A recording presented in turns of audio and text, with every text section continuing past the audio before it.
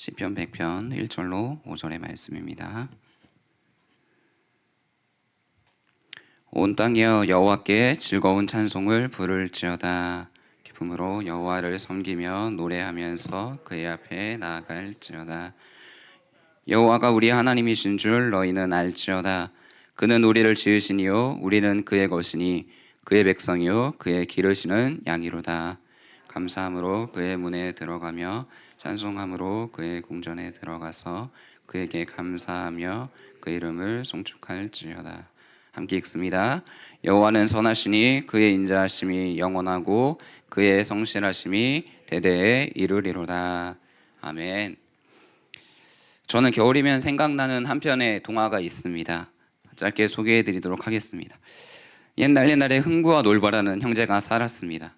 우리가 잘 알고 있는 것처럼 동생 흥부는 마음이 착했지만 형 놀부는 욕심쟁이였습니다. 어느 날 추운 겨울날 아버지가 돌아가셨다는 소식이 듣자 이제 놀부는 생각을 하게 됩니다. 이제 어떡하지? 때마침 놀부가 불러서 이렇게 이야기합니다. 아버지도 돌아가시고 더 이상 놀부네와 같이 살 이유가 없지. 나 혼자서만 잘 살면 되지. 왜 내가 동생까지 책임져야 하는 거야? 당장 또 쫓아내자. 그렇게 놀부는 흥부를 매몰차게 쫓아냈습니다. 놀부가 이야기합니다. 흥부, 내 이놈. 지금 당장 집을 싸서 이 집에서 나가라. 너희 식구들로 함께 모두 나가라. 그때 흥부는 이야기합니다. 아이고 형님, 저보고 이 추운 겨울에 식구들과 빈손으로 나가라는 말씀입니까? 놀부는 그렇게 흥부를 쫓아내고 자기 혼자 잘 먹고 잘 살았다는 이야기입니다. 우리가 잘 알고 있는 옛 이야기들은 권선징악이라는 주제로 일관되게 우리들에게 교훈을 줍니다. 착한 것을 권하고 악한 것은 징벌하라라는 뜻이죠. 그런데 이러한 일들이 그냥 이야기로 전해졌으면 좋겠지만 우리의 역사 속에서도 우리가 살아온 발자취 속에서도 그러한 이야기들이 곳곳에서 들립니다. 사람들은 곳곳에서 밤 내놔 하면서 외치고 그리고 곳곳에서는 왜 그래 하는 소리가 들리기 시작하죠. 옛날 어떤 국가에서 있었던 일을 역사책에서 적어놓은 것을 잠깐 살펴봤는데요. 일하던 생산자들이 국가에 바쳐야 할 일정한 생산량들이 있었습니다. 한마디로 농부들이 국가에 바쳐야 할 일정한 세금이었던 거죠. 그때 흉년이 들었을 때 가난한 사람들에게 찾아온 위기는 엄청났습니다. 자신의 할당량을 지키기 위해서 업자들을 통해서 빚을 지고 다음 추수 때 급전을 위해 또 다른 업자를 찾아가는 그런 일들이 반복됐습니다. 은을 빌려간 경우에는 이자가 20%, 곡물의 경우에는 33%나 되는 엄청난 양이었죠. 많은 사람들의 집에서 발견되는 대출 문서들이 수두룩하게 나왔다고 합니다. 이로 인해서 나라들이 결국 힘들자 사람들은 떠나버렸다라는 이야기들이 역사책 곳곳에서 발견되는 걸 봅니다. 그러면 우리는 어떻게 해야 합니까? 그때 오늘 본문 1절에 하나님께서 다음과 같이 말씀하십니다. 온 땅이여 여호와께 즐거운 찬송을 부를지어다. 하나님께서는 온 땅을 두루 감찰하시는 분이십니다. 그런데 온 땅의 역사 가운데서는 힘이 있는 자들이 마치 자신의 힘이 전부인 것처럼 그렇게 땅땅거리면서 살아갑니다. 특별히 그들의 외침 속에서는 하나님이 어디 계시느냐, 신이 어디 있느냐 외치며 도리어 자신의 교만함을, 자신의 포악함을 더 드러내는 모습들이 등장합니다. 우리는 성경 속의 시편에서도 그러한 외침들을 잘 발견할 수 있습니다. 시편 79편 10절에서는 이러한 탄식들이 나타납니다. 이방 나라들이 어찌하여 그들의 하나님이 어디 있느냐 말하나이까. 주의 종들이 피 흘림에 대한 복수를 우리의 목전에서 이방 나라에 보여주소서. 이방 나라들은 하나님이 심판하시지 않는 것처럼 여기며 누가 우리를 막을 수 있겠느냐 외칩니다. 그리고 그들의 괴롭힘은 전혀 멈추어지지 않습니다. 피 흘리기까지 다른 나라들을, 자신의 백성들을 괴롭히는 걸 보며 시편 기자는 하나님 정의를 베풀어 주십시오, 우리를 긍휼히 여겨 주십시오 라고 계속해서 노래하며 고백합니다. 하나님의 심판이 없는 것이 아니라 하나님은 그들이 돌이키기를 기다리는 것이었죠. 하지만 어리석은 이방 나라들은 그것을 깨닫지 못합니다. 우리가 잘 알고 있는 요나 선지자를 통하여서 하나님께서는 이방 나라였던 그 니느웨도 긍휼히 여기실 수 있는 분임을 우리는 잘 알고 있습니다. 하나님은 공의 가운데 사랑이 있으시고 그 사랑 가운데 공의가 있으신 분임을 기억하기 원합니다. 우리가 살펴보는 이 시편 100편은 감사시라고 불리는 시편입니다. 정확하게 언제 기록되었는지는 모르지만 이스라엘 예배 공동체에서 사용된 찬양시로서 곳곳에서 쓰였다고 이야기합니다. 다윗의 성전 찬양이나 솔로몬 이후에 지어졌던 그 성전 예배에서 이러한 노래들이 불려졌을 것이다 라고 이야기합니다. 역대상 16장을 보면 하나님의 궤를 메고 들어가서 다윗이 이제 장막에서 번제와 화목제를 드리는 장면이 나타납니다.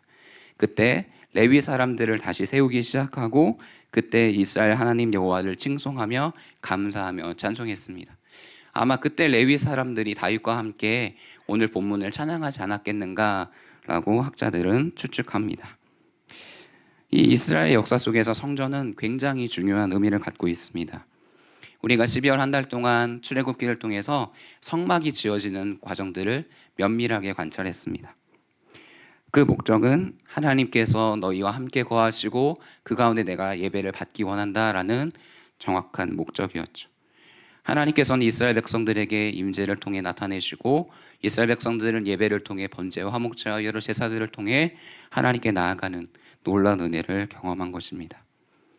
출애굽기 19장 5절과 6절을 보면 이스라엘 백성을 다음과 같이 지명하십니다. 세계가 다 내게 속하였나니 너희가 내 말을 잘 듣고 내 언약을 지키면 너희는 모든 민족 중에서 내 소유가 되겠고 너희가 내게 대하여 제사장 나라가 되며 거룩한 백성이 되리라. 너는 이 말을 이스라엘 자손에게 전할지니라.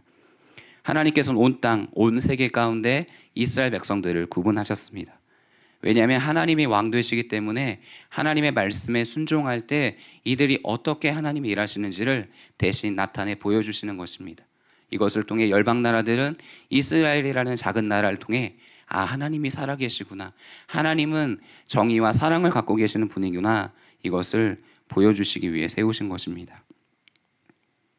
이스라엘 백성들을 통해 하나님의 살아계심을 면밀하게 드러내시는 것이죠. 이스라엘 백성들은 다른 나라들과 구분된 공동체였습니다. 이스라엘의 역사를 보면 하나님께서 이스라엘 백성과 함께 하시는 분임을 보게 됩니다. 이들이 여리고를 점령한 후에 이방 사람인 라합이 정탐꾼들이 갔을 때 두렵고 떨리는 마음으로 우리가 있습니다라고 그들의 심정을 대표합니다. 난공불락이라고 불리던 그 여리고성이 무너진 소식을 들었죠. 근데 이스라엘 백성들은 그냥 광야에서 돌다가 왔을 뿐인데 하나님의 일하심 가운데 그 여리고가 무너진 것을 통해 하나님이 살아계시다라는 걸 이방 민족도 깨닫게 됩니다. 하지만 이들의 모습은 약속의 땅에서 다음과 같이 일합니다. 사사기 21장 25절을 보면 그때 이스라엘의 왕이 없으므로 사람이 각기 자기의 소견에 옳은 대로 행하였더라 기록합니다. 하나님께서는 이스라엘 백성들의 왕이십니다. 이스라엘 백성들은 하나님의 말씀을 따라 순종하며 하나님의 일하심을 보여주는 것이 이들의 사명이었으나 이들은 나에게 왕이 어디 있는가, 하나님이 어디 있는가 라고 이야기하며 도리어 자기의 소견에 옳은 대로 행하였던 것입니다. 도리어 이방 나라의 그 왕이었던, 우상을 섬기며 하나님이 원치 않는 뜻을 따라 나아갔던 그 이방 나라처럼 나에게도 왕을 세워주십시오라는 그 마음을 품었던 것이 이스라엘 백성들의 마음이었습니다.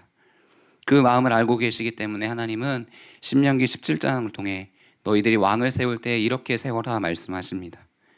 너희는 병마를 많이 얻으려고 해서도 안 되고 아내를 많이 두어서도 안 되고 자기를 위하여 은금을 많이 쌓아서도 안 된다. 왜냐하면 20절에 다음과 같이 말씀하십니다. 그리하면 그의 마음이 그의 형제 위에 교만하지 아니하고 이 명령에서 떠나 좌로나 우로나 치우치지 아니하리니 이스라엘 중에서 그와 그의 자손이 왕 위에 있는 날이 장구하리라. 하나님께서는 마음의 문제, 중심의 문제라는 것을 정확하게 짚어내십니다.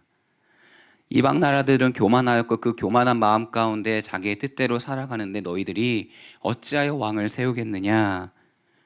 그러면서 우리의 중심이 하나님이 아닌 다른 것들로 채워졌기 때문에 돌이켜라 말씀하십니다. 온 땅을 창조하신 하나님께서 주신 것들을 정복하고 다스리며 하나님의 대리 통치자로 살아가야 하는 것이 우리들의 사명이었습니다. 하지만 사람들이 만들어 놓은 것에 지배를 받고 마음이 변해버리고 하나님이 아닌 다른 것들로 채워지기 시작한 그 나라들을 세워나가지 말라 경고하시는 거죠. 처음 이스라엘 주위에 있던 나라들은 이렇게 포악하고 완악하며 다른 나라들을 공격하는 나라들은 아니었습니다. 처음에는 자신들끼리 동맹을 맺어서 편지를 주고받으며 함께 안전과 평안과 때로는 여러 가지 자원들을 공유하면서 살아갔던 나라들이었습니다. 하지만 어느 순간 이 사람들의 마음에 교만이 생기자 내가 잘 돼야 되겠다라는 마음이 생기자 그때부터 전쟁이 시작된 거죠. 하나님의 깨어져버린 이 창조 질서 가운데 하나님께서는 다시 원래의 아름다움을 되찾기 원하셨습니다. 이러한 교만으로 인해서 하나님이 중심에서 옮겨졌을 뿐만 아니라 그의 형제들을 사랑하지 않는 냉정한 모습으로 이들이 바뀌게 됩니다. 하나님은 이러한 교만한 이들에게 다음과 같이 선언합니다.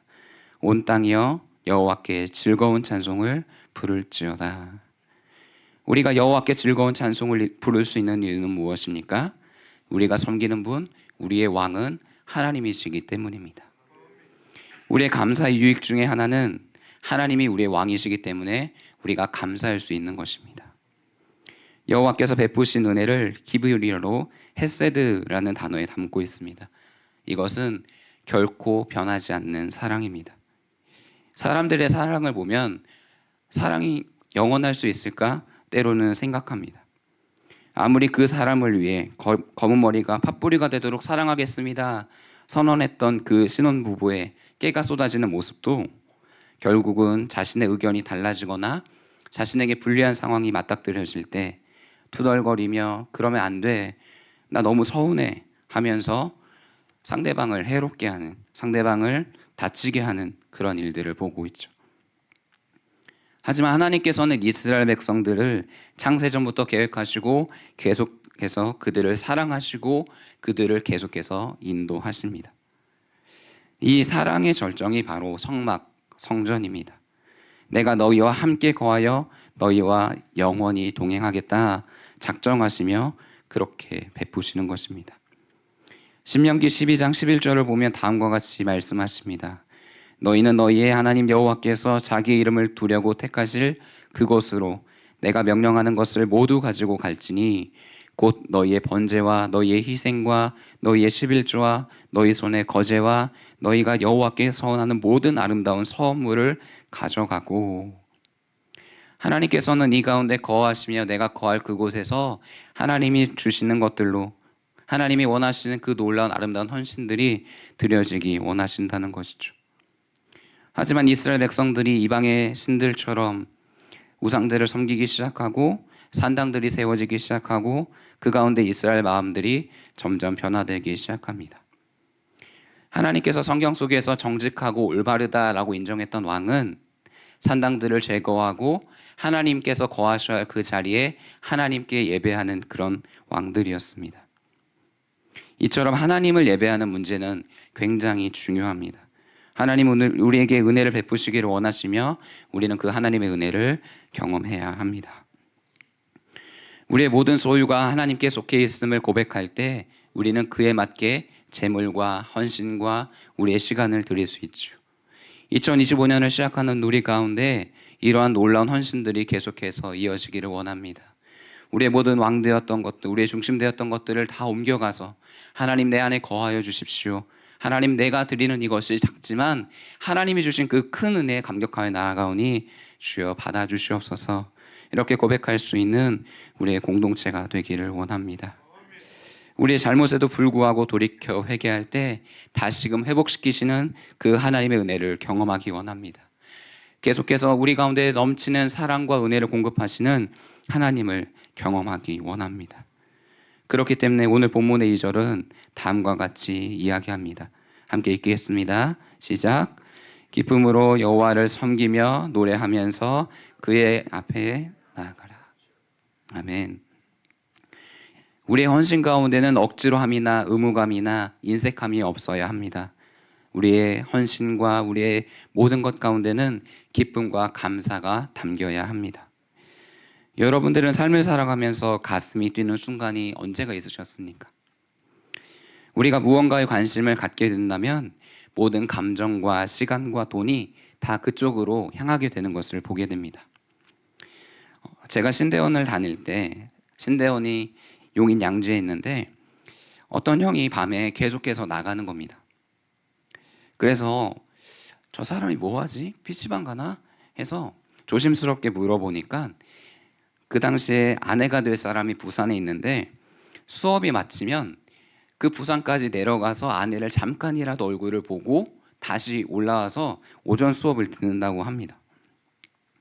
이런 로맨틱한 이야기를 들으면서 저도 반성하게 되면서 사랑하는 이를 만나기 위해서는 이러한 자세구나. 하나님을 만나기 위해서 시간과 열정과 그런 모든 것을 쏟는 자세가 이거구나 라는 것을 간접적으로 경험하게 되었습니다. 그 부산까지 달려가면서 모든 피로와 졸음운전했던 그 위험의 순간이 한순간에 기쁨으로 변화되는 것을 경험했다라고 그 형이 고백했던 것을 기억합니다. 이것이 바로 사랑의 힘이죠. 우리 예배도 마찬가지입니다. 우리가 드리는 모든 예배 가운데 하나님이 여기 계시기에, 우리와 함께 계시기에 우리는 하나님을 만나기 위해 이 자리 가운데 나아오는 것입니다. 민수기 6장 25절과 26절을 보면 하나님께서 다음과 같이 말씀하십니다.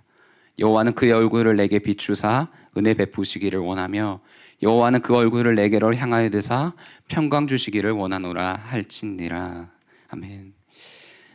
만약 우리 지구에서 태양이 계속해서 같은 자리에 있지 않고 조금이라도 뒤로 물러가거나 조금이라도 앞으로 나오면 우리는 온통 얼음바다가 되거나 아니면 너무나도 뜨거운 그 더위 가운데 있게 됩니다. 하지만 태양이 항상 그 자리 가운데 우리 지구는 안전합니다. 우리가 안전할 수 있는 이유는 여호와의 축복이 우리 가운데 있기 때문입니다. 그 축복은 여호와께서 항상 우리에게 여호와의 얼굴을 비추시기 원하신다는 것입니다. 이스라엘 백성에게 주셨던 그 축복이 우리 가운데도 동일하게 있기를 원합니다. 2025년의 모든 순간 가운데 여호와의 얼굴이 우리에게 비추어지며 여호와의 얼굴이 있는 이 자리 가운데 항상 시간이 있을 때마다 나오셔서 주님 나에게 은혜를 베푸소서, 나를 긍휼하게 하소서, 나의 왕이 되어 주시옵소서, 이러한 고백과 기도의 헌신들이 계속해서 쌓여갈 수 있기를 주님의 이름으로 축복합니다. 오늘 본문 3절은 다음과 같이 이야기합니다. 여호와가 우리 하나님이신 줄 너희는 알지어다. 그는 우리를 지으시니요 우리는 그의 것이니 그의 백성이요 그의 기르시는 양이로다. 여기에서 알다라는 히브리어 동사는 여러분께서 몇몇 들어보셨을 것입니다. 야다라는 동사입니다. 이것은 단순히 지식적으로 깨닫는 것이 아니라 인격적으로 체험하고 깊이 깨닫는 것을 의미합니다. 한마디로 하나님이 어떠한 분이신지 전 인격적으로 경험하라 말씀하시는 하나님의 요청입니다. 왜냐하면 하나님은 한 분뿐이시기 때문입니다. 우리는 성경 속에서 하나님의 이름에 대해 자세히 집중해야 합니다. 여호와 이레라고 한다면 예비하시는 하나님, 여호와 삼마라고 하면 항상 거기에 계시는 하나님, 이것처럼 그 하나님의 이름 가운데는 하나님의 인격이 담겨 있습니다. 그 하나님은 우리가 지식이 아니라 인격적으로 만날 수 있다는 것입니다. 구약 성경에서 가장 많이 사용된 이름이 바로 야훼, 여호와입니다. 히브리어 성경에서는 무려 5,500번이나 사용되었습니다. 하나님께서 처음 모세를 만나셔서 저들에게 가서 하나님을 어떻게 소개할까요? 질문했을 때 이렇게 말씀하십니다. 나는 스스로 있는 자니라. 또 이르시되 너는 이스라엘 자손에게 이같이 이르기를 스스로 있는 자가 나를 너희에게 보내셨다 하라 말씀하십니다. 창세기 2장을 보면 여호와 하나님이 땅과 하늘을 만드시던 날에 하면서 하나님의 창조의 나타남이 시작됩니다. 구약이 쓰여진 이 시대에 이스라엘의 주변 나라들을 보면 다양한 신화들이 등장했습니다. 각 도시들은 자신만의 수호신을 그 나라 가운데 세워서 전쟁을 벌입니다. 통치자와 제사장들은 신들의 대리자로서 권위를 부여받았다고 여깁니다. 그래서 흔히 그 나라들에서 하는 전쟁을 신들의 전쟁이다라고 표현합니다. 이때 이스라엘 백성들이 알아야 할 것은 바로 여호와이죠. 이방 나라들의 그 신들이 거짓되고 여호와가 하나님이심을 알 때 그분의 일하심이 무엇인가 보라 말씀하십니다. 하나님께서는 외부의 어떠한 조건에 따라 존재하시는 분이 아닙니다. 변화하시는 분이 아니죠. 모든 만물을 다스리시는 그 주권으로 인해 통치하시는 분이십니다. 이분은 시간과 공간에 제약되지 않으시며 초월하시며 언제든 계신 하나님이십니다. 과거에도 계셨고 미래에도 계시며 영원히 계실 하나님이십니다. 이 여호와 하나님은 완전하시며 우리의 완전한 통치를 이루시는 하나님이십니다. 그분이 우리 하나님이신 줄을 너희는 깊이 경험하라 선포합니다. 이 하나님은 이스라엘의 신만이 아니라 온 땅을 두루 감찰하시는 하나님이십니다. 하나님께서는 이 이스라엘을 지으시고 기르시는 목적이 단순히 이들의 하나님이 되실 뿐만 아니라 온 세상의 하나님이 되심을 선포하십니다. 이스라엘의 시간 속에서 일하신 그 하나님을 통해 하나님을 깊이 깨닫고 있는지 너희는 알라 말씀하십니다. 한 마을에 목자와 양떼가 있었습니다. 이 목자는 매일 양들을 데리고 푸른 초장과 잔잔한 물가로 인도했습니다. 어떤 날은 양떼가 그 길을 잘 따라갔지만 어떤 날은 양 중 몇 마리가 목자의 뜻을 따르지 않고 옆길로 벗어나곤 했습니다. 목자는 그런 양들을 포기하지 않고 끝까지 찾아서 데려왔습니다. 근데 어느 날 한 마리의 양이 깊은 구렁이 가운데 빠져 있었습니다. 주변에 먹을 것도 없고 물도 없고 양은 무서워서 계속 덜덜덜덜 떨고 있는 모습을 목자가 발견합니다. 얼마 지나지 않아 목자가 이제 양의 그 울부짖는 그 소리를 듣고 달려왔습니다. 목자는 긴 막대기를 이용해서 양을 구출하고 다시 안전한 초장으로 데려갔습니다. 그때 양은 목자의 손길을 느끼며 자신의 생명이 이 목자에게 달려 있다는 사실을 깨닫게 되었습니다. 그리고 그 이후에는 목자의 소리를 잘 따라서 함께 목자의 귀한 양이 되었다는 것입니다. 이 양은 이 시대에 매우 중요한 가치였습니다. 사자나 곰이나 이리와 맹수의 그 위험에 빠져 있던 그 양은 목자의 보호를 통해 안전할 수 있었습니다. 이 당시 광야 지역은 비가 많이 내리지 않아서 푸른 초장이 잘 보이지 않았습니다. 양은 특성상 눈이 잘 보이지 않기 때문에 목자를 잘 따라가야 맛있는 풀들을 먹을 수 있었던 거죠. 양은 방향 감각이 약하기 때문에 잘 길을 잃어버립니다. 그래서 목자를 잘 따라가야 했던 것입니다. 이것처럼 여호와는 우리에게 가장 좋은 목자가 되십니다. 우리가 잘 알고 있는 것처럼 여호와는 우리의 목자가 되시니 우리에게 부족함이 전혀 없습니다. 그분은 우리를 푸른 초장으로 인도하실 것입니다. 우리를 둘러싼 환경들은 계속해서 우리를 위축시킵니다. 육신의 연약함이 때로는 내적인 불안함들이 소외감들이 우리를 둘러싸고 있습니다. 때로는 어찌해야 될지 몰라서 방향을 잃고 있는 순간들도 종종 생깁니다. 그러한 상황 속에서도 하나님은 여전히 우리를 지키십니다. 결론적으로 우리에게 요구하는 것이 무엇입니까? 본문 4절을 함께 읽겠습니다. 시작. 감사함으로 그의 문에 들어가며 찬송함으로 그의 궁정에 들어가서 그에게 감사하며 그의 이름을 송축할지어다. 아멘. 감사가 우리에게 주는 유익은 전인격적인 하나님을 만날 수 있는 것입니다. 여호와를 깨닫고 그 여호와께 나아감으로 우리에게 사랑을 베푸시는 하나님이 어떠한 분이신지 경험하게 되는 것이 감사의 유익입니다. 하나님은 우리가 흠이 없고 온전하고 어떠한 실수가 없기 때문에 하나님께 나아오라 말씀하지 않으십니다. 2025년 추석 연휴는 10월 3일부터 9일까지 무려 7일이나 됩니다.